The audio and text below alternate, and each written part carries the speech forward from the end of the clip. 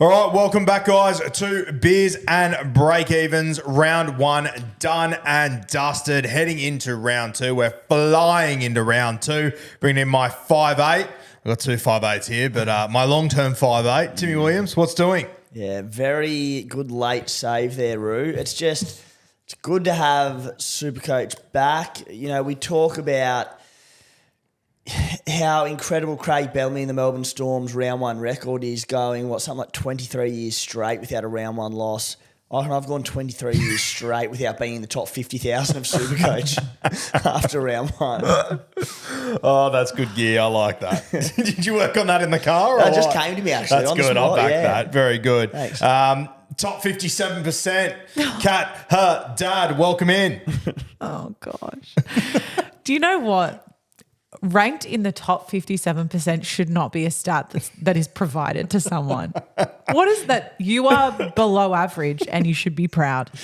Yeah, no, she read that stat this morning and she was not happy with SuperCoach. What's funny, Kat, is that we've had the Chat on the Playbook podcast many a time with the infamous SuperCoach Spy, and he is an absolute shocker for the back end of the season when he's had a bad year. He'd be like, and I'll go around and I'll ask how everyone went this week and how they're ranked, and he'd be like, yeah, look, I'm in the top 8%, so going all right in that, which is the equivalent of going terrible. So in the back end of the year, that top percent, it'll actually be your friend and can actually, like, it looks good when you're top 10%, but realistically you're probably not when it comes to about round 25, so don't go too early on it. Okay, fair. Yeah. Well, we are dealing with a top 57, so I've got a bit of wiggle room there, I think. We're fiends as well on this show, Kat, for talking top 1,000 the entire year. Then we get to the last 5 weeks and we start to talk top 1%. We give ourselves that extra 600 spots. I said top 1% a lot last year. That 600 spot wiggle room. Jeez, it's handy, isn't it? Needed it. Definitely needed it. All right. Let's go through scores and ranks. Let's take some accountability. 868 for me. Rank 50,923. Timbo? 827 ranked 74,000. Cat Man Do. 816 ranked 80,911. Oh, broke my rookie.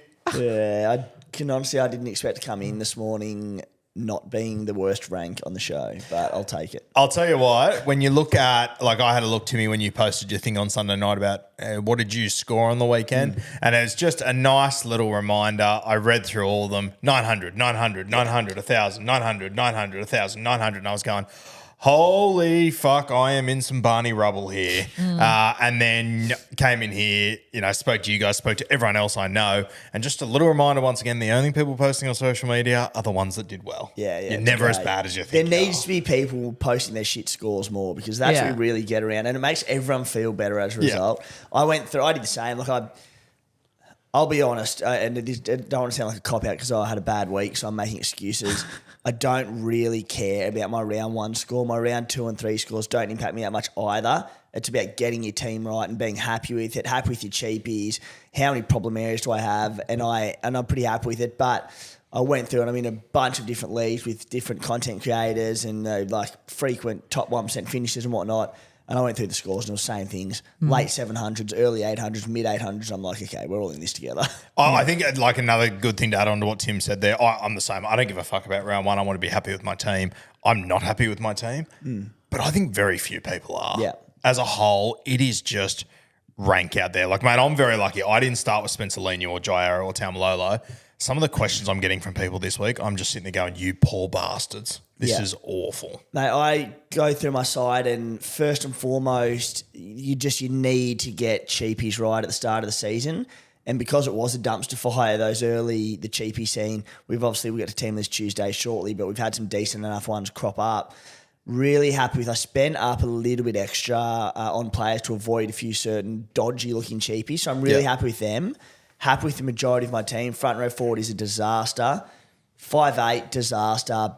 But 5'8's a disaster for everyone at the moment. Like, there's not a direction you could have gone, give or take, maybe Brooks or Dearden, where you feel comfortable with your 5'8 position. So I'm like, you know what? I can handle that. So, mate, I've got in the front row forward, I've got May, Hughes, and then I've got Willison and Fafita. Willison and Fafita aren't even in fucking first grade this week, and I think I'm in a better boat than most just because I started with May.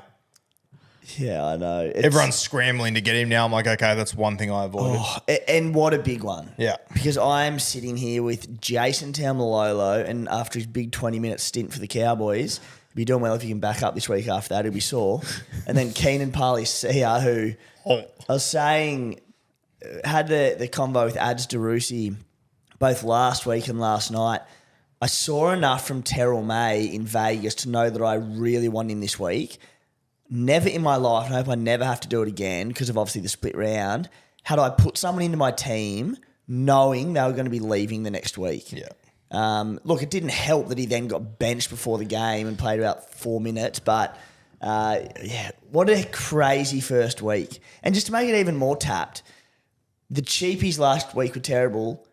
Team List Tuesday week 2 was more interesting than round 1, and then the cheapies have emerged. I'm like, gee, it's an interesting year. Cheapies have emerged, but Matt, I reckon there's some traps out there. We'll get to them yeah, shortly. But let's fly into Team List Tuesday, guys. We got Broncos Souths on Thursday night. Myself and T-Rex, we're going to be trucking nut with Hello Sport on the live stream there. So make sure you come and join us. That one's going to be a giggle for the Broncos. Piacura named, thank fuck. No Willison still. South Sydney. Gagai holds his spot. Tallis Duncan replaces Arrow on the edge.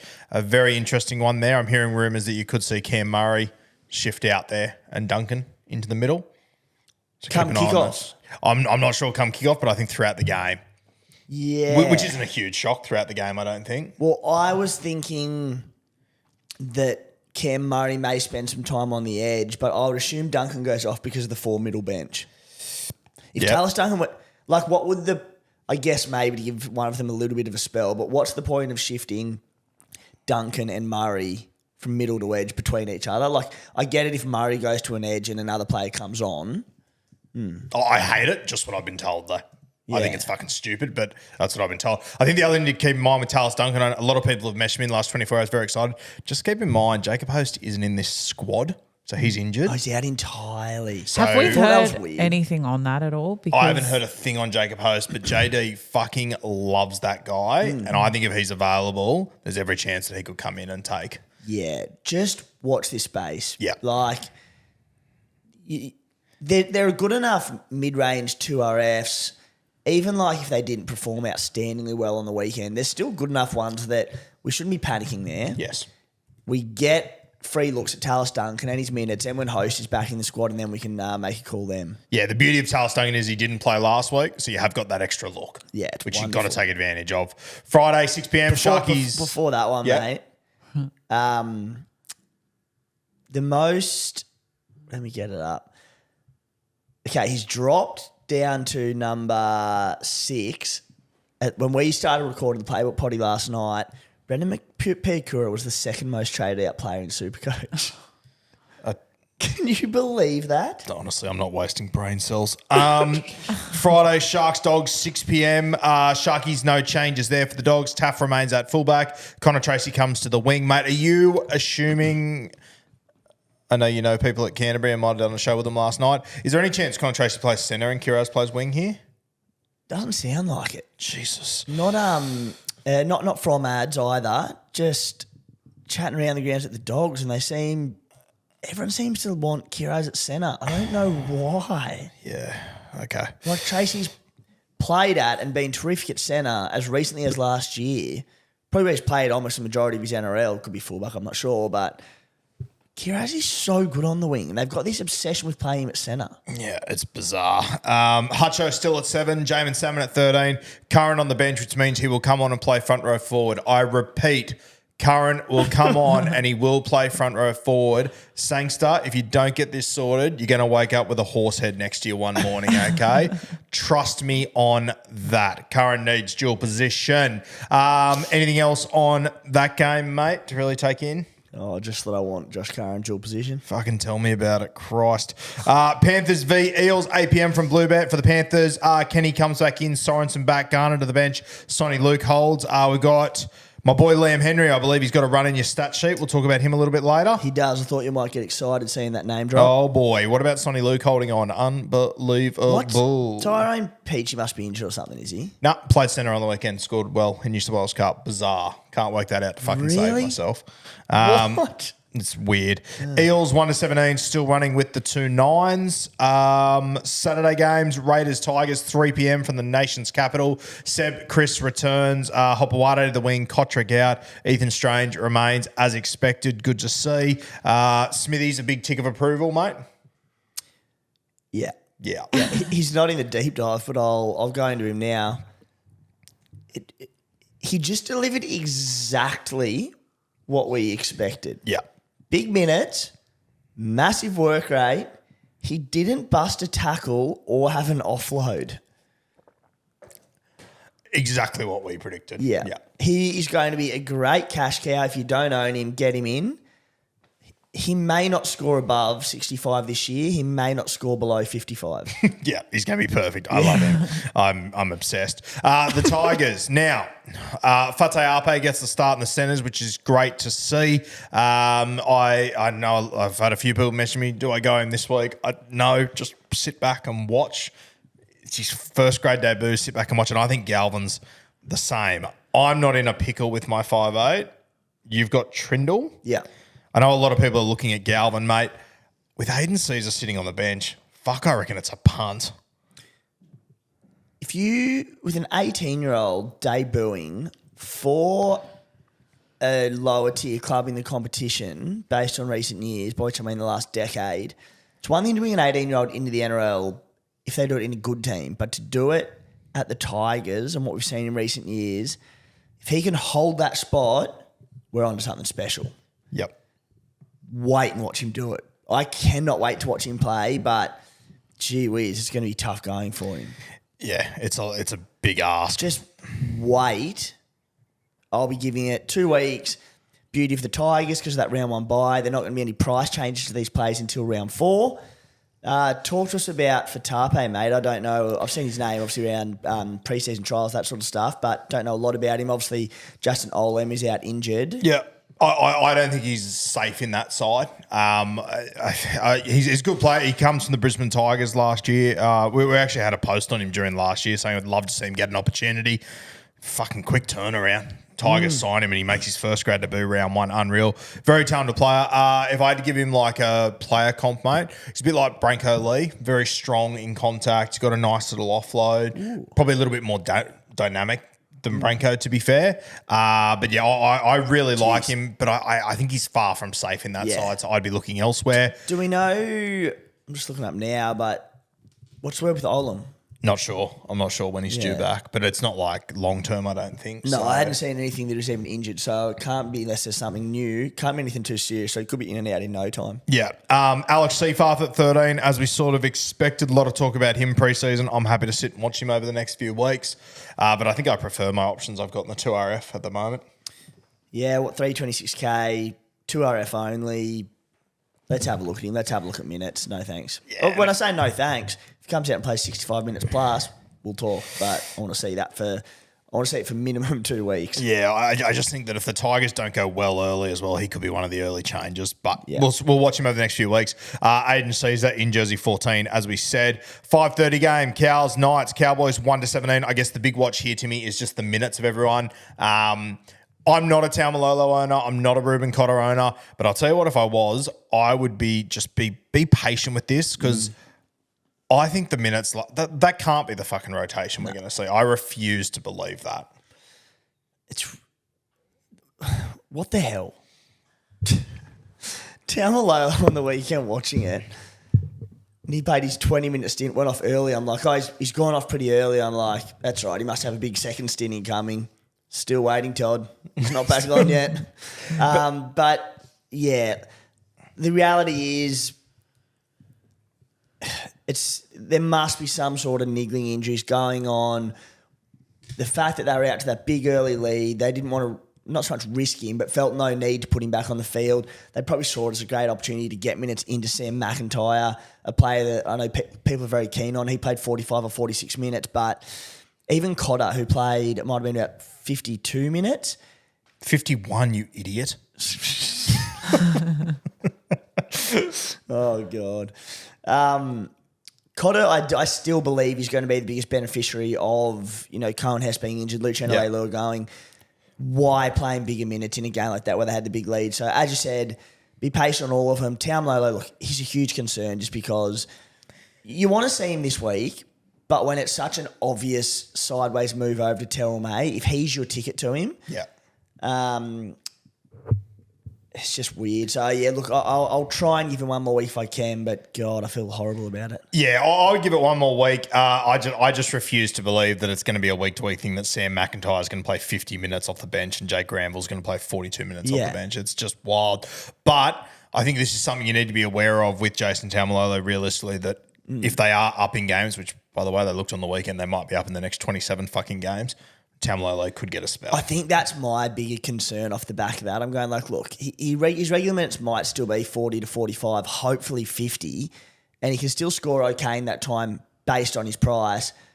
But if they're going to rest him early in round 1, that could happen at any time. Yeah, for sure. Newcastle Knights, Tommy Jenkins comes in to make his Newcastle Knights debut, replacing Tuwala. Kai Pearce-Paul on the left edge. Boy. Oh, daddy. I believe Kai Pearce-Paul's going to play decent minutes there as well, but I don't think he doesn't have that spot locked in over Dylan Lucas or whatever. So we'll talk about him soon, Timbo, but I'm seriously looking at him as a little pod play. He's a little bit cheaper. Cartwright's coming off the bench. I know people are worried about Cartwright. I think that with Jack Cogger on the bench there, I think the Knights don't have a choice but to play Cartwright through the middle, where I think they're going to get the shit beat out of them just by eyeballing how the Knights looked last week and how the Cowboys looked last week. Yeah. Taumalo's going to steamroll those poor buggers. It's going to be a big 15 minutes. Anything to touch on in that game, mate? No, we'll get to KPP shortly. Yeah. I'll tell you what, if you are a Kalen Ponga or a Greg Marcy owner, fuck it, man, KPP jumping on that edge, just with the sheer size of him. If you have a look at that, we spoke about it on Bloke on Monday, that try that Jackson Hastings scored. Shout out to Jacko, friend of the show, but slow as a wet week over 10 metres. And sorry, this is Jackson's words, not mine. You look at just your mate, Zach Hosking, when he was defending on Kai Pearce-Paul, he just couldn't take his fucking eyes off him. I reckon it's going to make so much space for those boys out the back. Hosking, noted good defender as well. Mad defender. Like, Hosking also tough. His nickname's The Mule. He's tough as fucking nails. And even he was looking at this kid from England going, oh, my God, what am I going to do here? So, yeah, very exciting. I can't wait to watch that. The other thing, it's a good point on KP, just the 1P, and Marju. Yeah, if Pearce-Paul comes and makes a fist this spot and is as destructive as we're sort of anticipating, as you said, running off Kalen Ponga, how often do we say probably the best back row spot in the competition is to be that left edge, running off KP and Hastings. Marju out the back, but Ponga links up so well, gets the space, puts his back rower even half through, and they chop him around the legs, and they turn around and pop that offload to KP, who backs up. Yeah. And he just goes sizzling through. He did it so many times with Fitzgibbon last year. Pearce-Paul, who looks like an offloading machine. It's exciting, isn't it? Well, you're going to need the entire edge to tackle Kai Pearce-Paul's right leg, so best of luck to him. Storm and the Warriors, 7:35 at Amy Park for the Storm. No Munster still. That does not look good. Sean Bloor still on the extended. Chan holds on to his spot. Melbourne off the back of that game last week, mate. I think it's just a wait and see. Just watch and see what happens there, right? Yeah, it absolutely is. How about Chan? Shout out to Chan. Played big minute or big enough minutes for us. 65, 80 would be great. 24 points. Do you know what he had 18 in base? Yeah, it's pretty rank. I don't know how that's possible. Yep. Yeah, There's someone that we'll also get to shortly who can possibly match him, but that's remarkable. Yeah. If he can't do it, no one can. For the Warriors, Egan has been named after another injury last week. Capewell named as well. We thought we might get a Laban debut here, but Capewell has been named there. Anything else on the Wars, mate? No, nothing. I think it's pretty up and down, isn't it? Pretty straightforward. Sunday afternoon, myself, Timmy, Hamiso, and Kempi, the guy that played on the wing for the Broncos. We're going to be up at KO Stadium. We're going to be on KO live. I believe it's at about 2 o'clock. I think it's 2:45 to 3:45 New South Wales time. That sounds better. Yes, I think it's around about that time. So stay tuned for that. We're going to do a live show. We're going to have 2 State of Origin players on there that we're going to be interviewing. We can't announce who they are. 2 players, 4 heads. They're Queenslanders, which is very disappointing, but we'll deal with it. I'll give them a hint. Savoured Dag. Big fan. I wish. After that, we've got the Roosters taking on the Manly Seagulls coming in from Brookvale Oval. Don't know why I said Roosters first. It's a Manly home game, Brookvale Oval. Manly, Tommy Talau comes in on the sting. Jackson Paulo there. Schuster in Reggie's, one to watch. I selfishly just want Burbo to hold that spot for eternity. As someone who only cares about Supercoach, I hope Schuster doesn't play well. And you know what? He can start playing well in 2 months' time and we'll trade Burbo out for $800K. Schuster feels like the iron fucking shoe from above of Supercoach coming to kick us in the dick over the next week or so. I know. 40% of Supercoaches did not own Ben Trebojevic last week. Obviously a very popular trade in this week off the back of it. With Schuster playing New South Wales Cup, like, not saying Ben Trebojevic is a bad trade in, but you've got a week to have a look before a price change. Just in case Schuster comes in and starts round 3, would you wait or would you be happy to get him now? First of all, those 60% of those people, please pen me a letter and let me know what the fuck you were thinking. I'm very interested. But I think I would wait. You've got, unless your team, as you said before, is a dumpster fire and you need to sort out other shit. And that's your ticket to cash. Yeah. But yeah, like, I mean, mate, if you went a gun that you don't like or you're not happy with off the back of last week and you can downgrade to Burbo and free up cash, as you said, sure. Yeah. But I can't believe people started without Burbo. That's wild. Yeah, and you know what? There's every chance he still starts next. Like, it'd be a surprise to see Schuster, even if he kills it, come in and start next week. So Burbo's still going to be that buy next week. So you know what? It's probably mate, I watching the Manly captain run over there in Vegas, they took a number of guys with them that were injured. They took a number of young guys like Lehigh Hopewada and these sort of guys.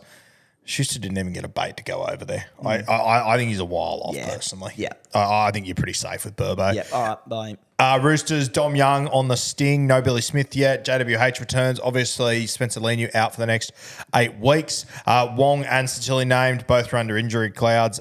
Mate, fucking Spencer Leniu out for 8 weeks. JWH comes in. I reckon that's even better for our boy, Terrell May. I love that. Yeah. Rory Hargreaves is an ageing middle forward. He's not going to play huge minutes. So I think it's perfect as well. We'll get statistically to Terrell May soon. Mate, talk to us about anything that we can gauge on this because Wong and Tupanua, at their prices, if they're 80-minute edge-back rowers, if they can get that gig, they're still terrific buys. I'm pretty sure you live in Wong's granny flat, so you should have a bit of an inside scoop on that. Mate, honestly, your guess is as good as mine. Same as everyone. It just depends what Robbo does, depends what in-game injuries they have, all that sort of stuff. I mean, it looked to me like Wong came off in the 30th minute in Vegas. He did, yeah. He did, so I would read into that as the plan. I think he's the best second rower at the club. 60 to 65 minutes looks to go. Tupanua played the first 40, then was injured, but we know he can spend time in the middle. Nat Butcher coming off the bench was probably their best 2 hour for last year. I don't know. I've got Wong and I'm very happy to hold him for the year because I think at some point he'll fucking explode. You're laughing. And at his price, if you pay 60 to 60, he probably, I think, holds value with potential to go up some cash. Yeah. An extra 5 to 65, I think he makes some cash. If he lands in an 80-minute spot, he's making big cash. Yeah, big money there. Dolphins Dragons, 6:15 p.m. coming in from KO Stadium. Wayne Bennett doesn't miss the old fella. Jake Averillo at centre. Tessie New out. I'm sure Tessie would have been shocked with that. Katoa named at 7. Sean O'Sullivan on the extended. Aitken comes into the side. Lemuelu jumps out. I'll tell you what I'm super excited about. To me, Maxi Plath at 13. I fucking love this kid. You're a Plath man. I'm a Plath. He is tough as nails. And I was looking at him in my Supercoach draft comp last night. I went back and had a look at some highlights of him growing up. I cannot find a single highlight anywhere of him playing lock. He's been a halfback and 5'8", all the way coming through, and now he looks like the toughest motherfucker I've ever seen. Right. I love this kid. That's exciting. You've got me G'd. There's games from like a year ago of him kicking field goals in extra time to win games and shit. It's wild. The only thing I don't like for Max Plath is that you've got the 4-forward bench. But I'll tell you what, if you're a Jeremy Marshall King owner, how fucking good. Flying. Yeah, amazing. And especially with... If they can start to play some footy. Yeah, that's a big factor. And Ray Stone, obviously, definitely don't go early on Plath because Ray Stone's HIA'd. Lemuelu, he's about a month, I think, so that helps. But the fact that Aitken's come in, Kenny Bromwich is obviously going to play through the middle this year, as it looks, be available only at 5'8", Max Plath. Yeah, he's just one to keep an eye on over the next few weeks, I think. For the Dragons, Laurie returns in the front row. Eisenhuth shifts to the edge, potentially shooting for rugby league immortality. Eisenhuth after last week. JDB back into 13. Raymond Faitala-Mariner returns to the bench and Luciano Leilua on the bench. I'll tell you what, a lot of these Dragons, especially Eisenhuth, very, very appealing.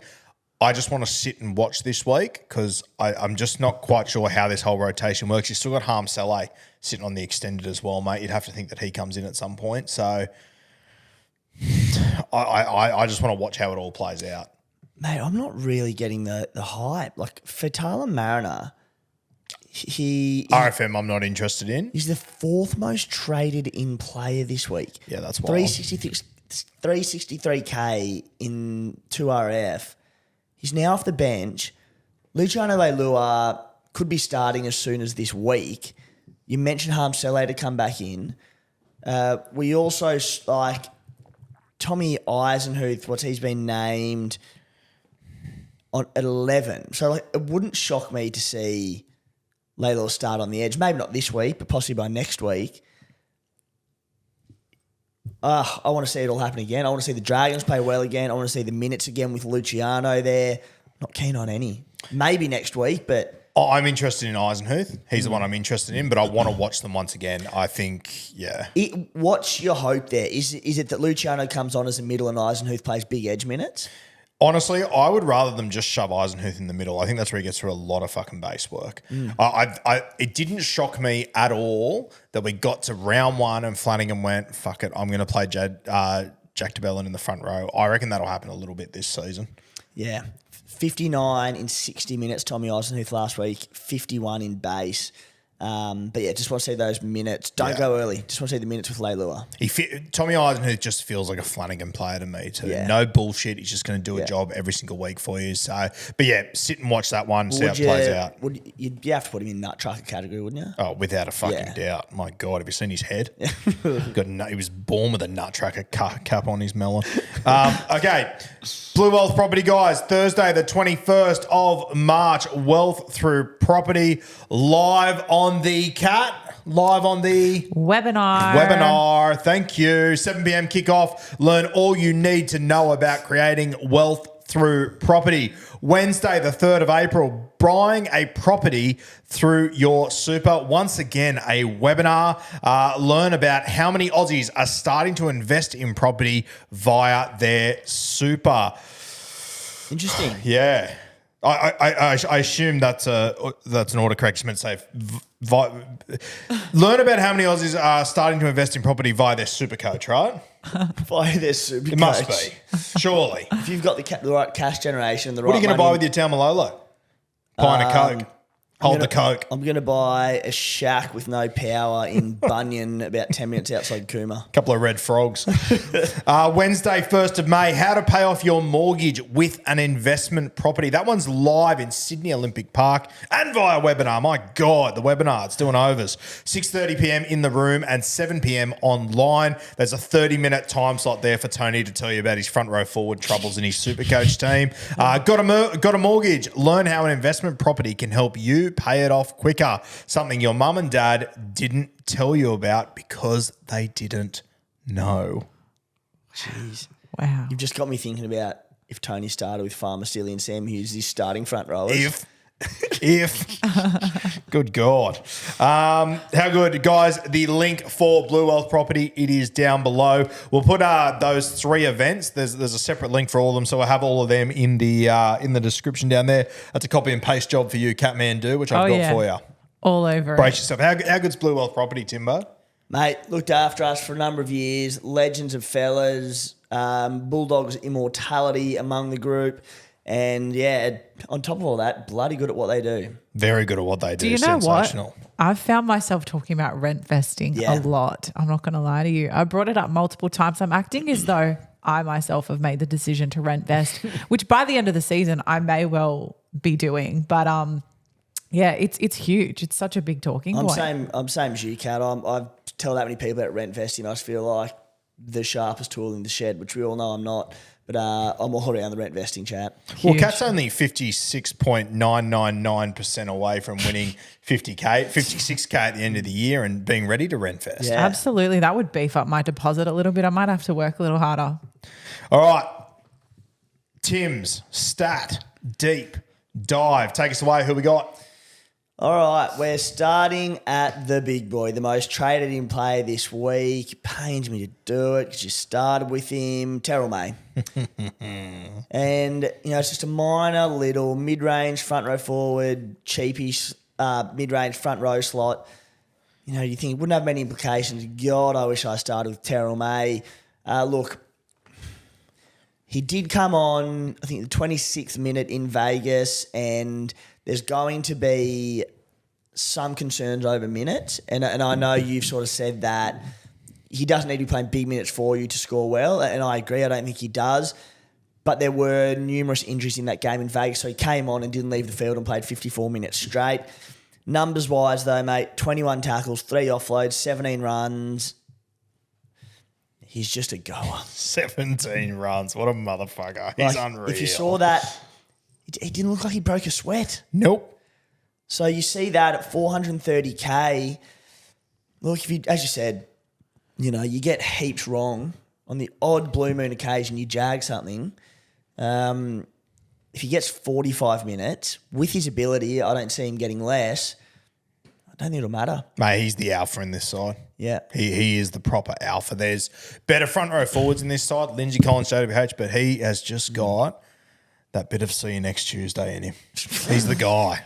Let's call it as it is. Yeah. And look, if he was priced at 650K, I would be concerned about him getting 40 to 45 minutes. But at 430K, when no one has any good mid-range front rowers, he just looks a great bet to me. Yeah, I wish someone tipped you off in January. Let's talk about his brother, Taylor May.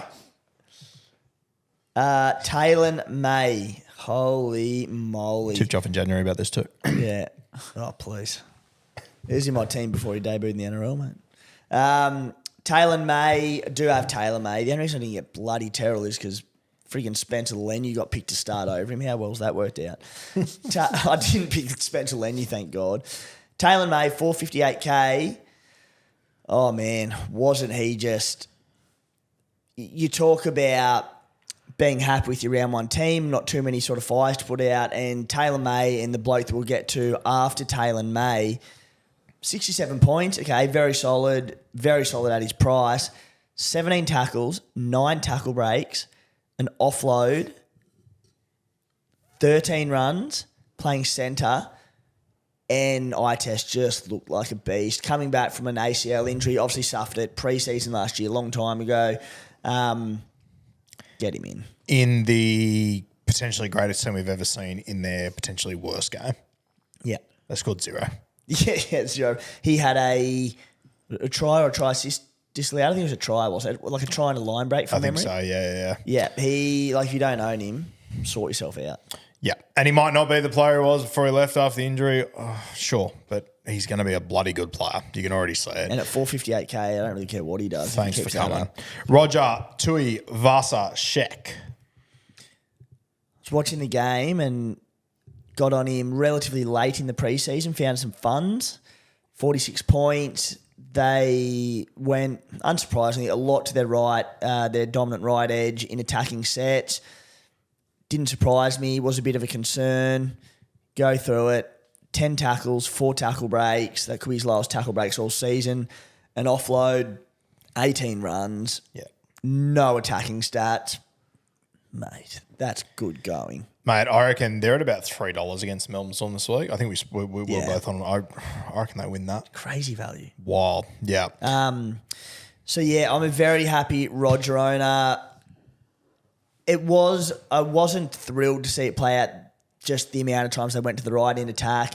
As I said, it's one of the best attacking edges in the comp. It didn't surprise me. Regardless, with Roger's base, with Roger's power, the fact that some attacking stats at the least will come is a good thing, I reckon. Yep, I agree. You got Levi versus Lussick here. Danny Levi being my hooker, my saviour. I thought you were nothing. Oh, mate, I was going to go Summerton. Then when Sonny Luke was named, I was like, well, fuck, that makes it tough.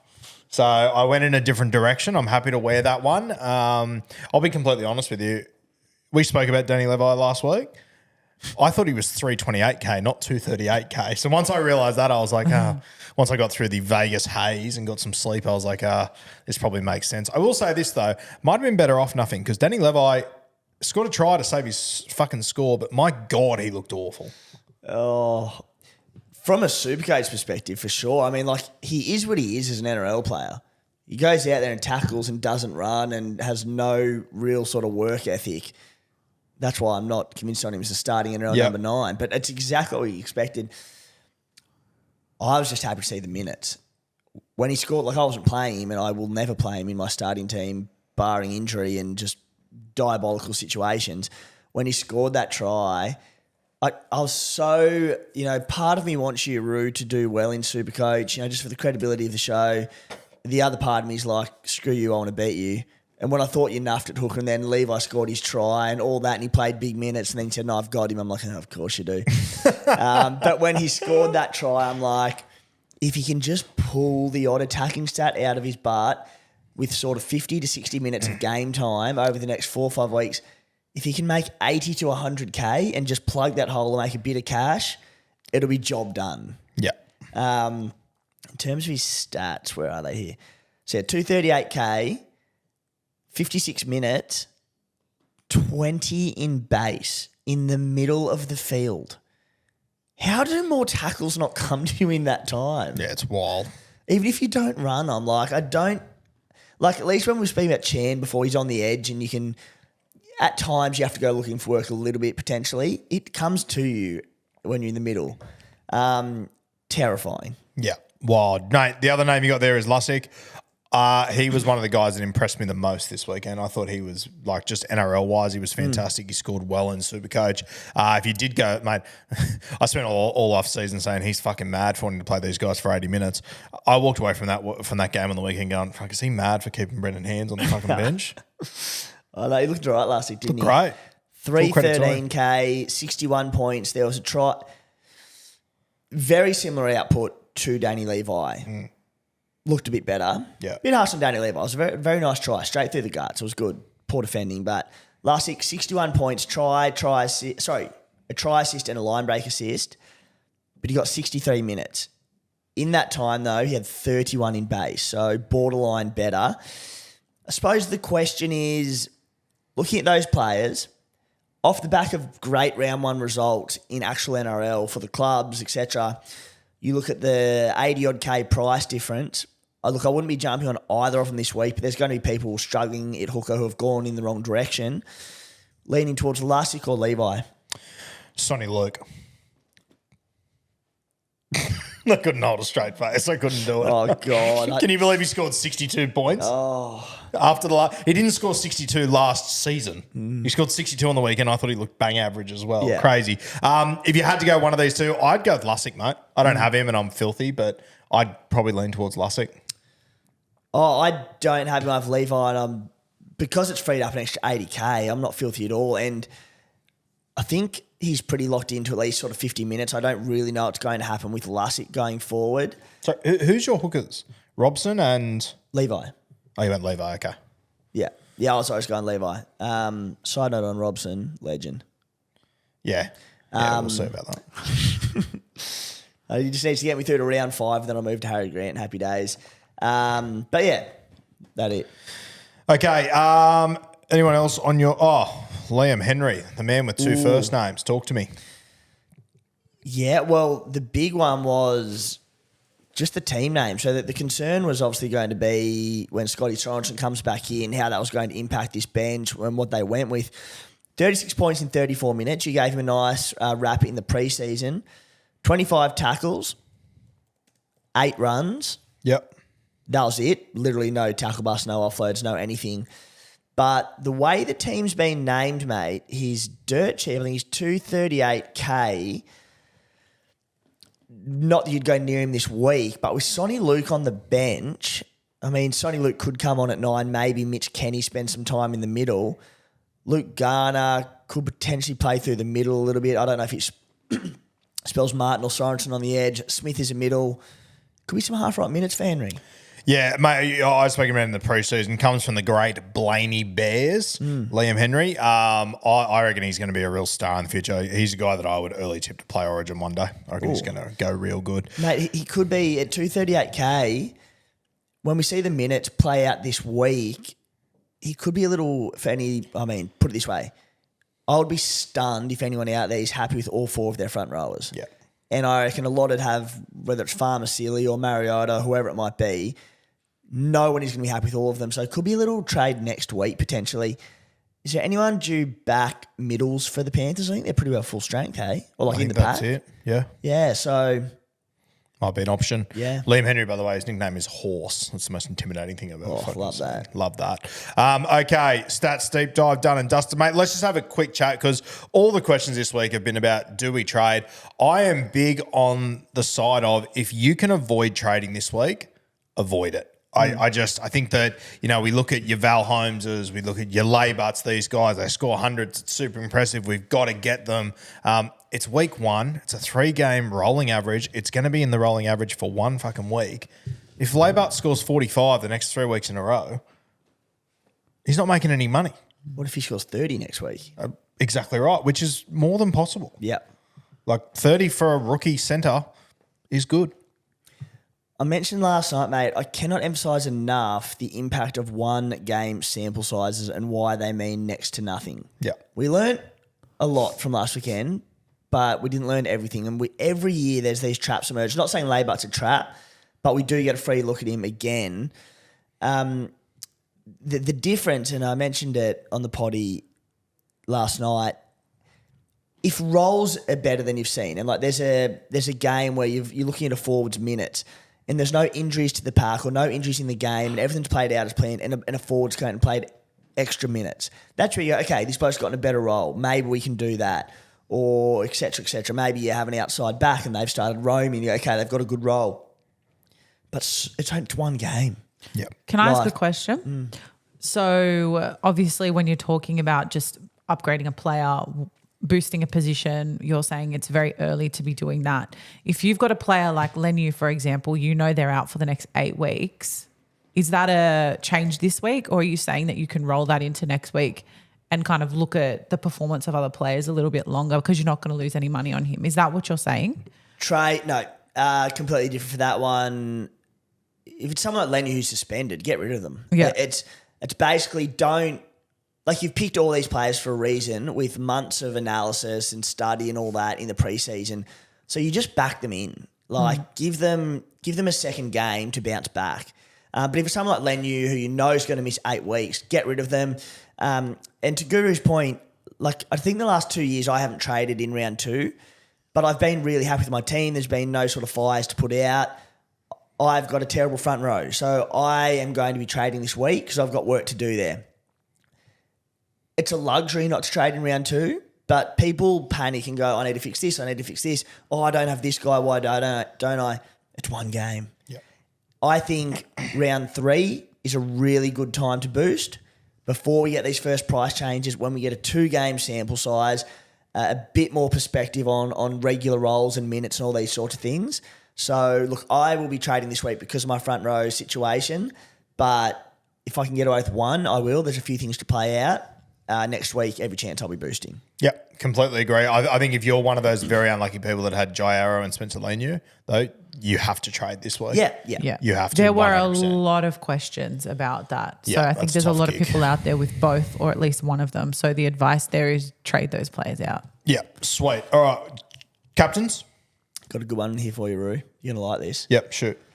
So, VC will be, for me, Nico Hines. Yep. if he can go big against the doggies, doesn't have to be huge, maybe like 110, 120 plus. I've got Palacia in the front row. Yep. I'll potentially bite the bullet and go Taumalolo straight to Terrell May. I can't quite go Palacia straight to Terrell May, which burns me. But yeah, I can VC loop, just play Palacia, cop the AE of 15 or whatever it might be. Yep. And get away, but save one trade this week. Again, Nico has to go well, but that's what I'm looking at in terms of a sneaky VC. Yep. Fucking sucks for me that Sam Hughes is in that same game. I'm not sure if I'll be able to VC loop unless I take Terrell May out, which I probably won't. I guess I could take him out and reserve him though. No, I could still make it work. Yeah, I'm leaning towards Nico Hines VC, and mate, shout out to all the people that gave me shit on social media on last Friday, Thursday night about Kalen Ponga scoring 50. How'd your captain go, dickheads? Fucking all very quiet on the Western Front after that, just quietly. Wasn't that good? There's some bloke out there who abused you who also captained Latrell Mitchell for 110. He's going, this bloke. Fucking, mate, the amount of shit I copped after that Kalen Ponga game. Didn't that Then everyone lost their phone for the rest of the weekend. Weird. Shocked me. Isn't that just the best example of round one Supercoach where Ponga, most popular captain, I assume, 50 points, pitchforks are out. The next two most popular, Nico Hines, Nathan Cleary, 26 and 36. It's just like, that is round one. I can't remember the last time round one was good Supercoach scoring. Yeah, it is what it is. We literally said the entire preseason, particularly talking about attacking players, defences are better, attacks are clunky, the points don't flow. It just never happens. Yeah, the best one was the Cowboys scored fucking 1,000 points. Drinkwater gets outscored by Chad. Oh my God. Unbelievable. Yeah, so I'm leaning towards Hines as a VC. I'm looking at doubling down on KP as captain. Like it. The Knights are going to bounce back. They have to. Yep. Because they were so bad in round one. They get a 5:30 game in Townsville. If it's dry, like probably expect it to be, great surface, there could be another 60 points in that game. Yeah. Ponga, he looked great. He didn't get very good ball at all. I don't know why, but he also had that incredible try assist, which just got pulled back. That would have been turned into 70-75. Yep. I like it. I'm thinking Sir Thomas Trbojevic. Yeah, I like that. Yeah. I dislike the opposition in the Roosters, a good defensive outfit. I just loved everything I saw from Tommy Turbo in Vegas. Yeah, no, that's very fair. He looked mate. As I said last week, being at that captain's run, I had Drinkwater at that point.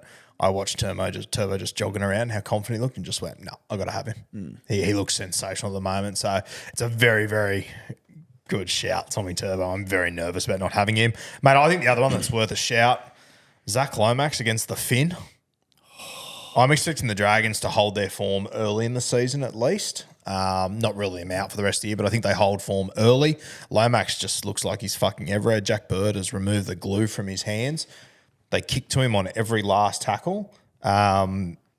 Juicy. Can't believe I didn't have him in my stat deep dive. 24 runs, 10 tackle busts, 39 in base, goal kicking, soft draw. Are you tempted? Oh, very tempted. Very tempted. But I just don't know how money-wise I can get there. It's a lot. It's a lot. It's a lot to deal with. I think people with, and again, I want to see him do it again. I want to see the Dragons do it again. Let's be fair.